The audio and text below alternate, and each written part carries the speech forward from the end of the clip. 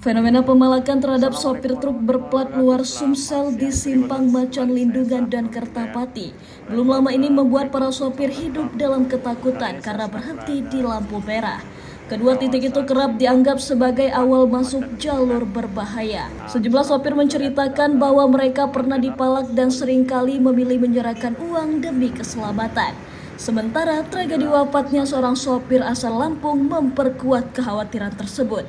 Para pelaku disebut cenderung menyasar truk non-BG sehingga sopir berada dalam dilema karena melawan bisa membuat mereka dipidana, sedangkan diam beresiko menjadi korban. Para sopir menilai kehadiran polisi di lokasi sebagai satu-satunya cara untuk mencegah kriminalitas dan menjaga keselamatan mereka saat melintas. Saksikan Saksi Kata hanya di YouTube Sri Poku TV.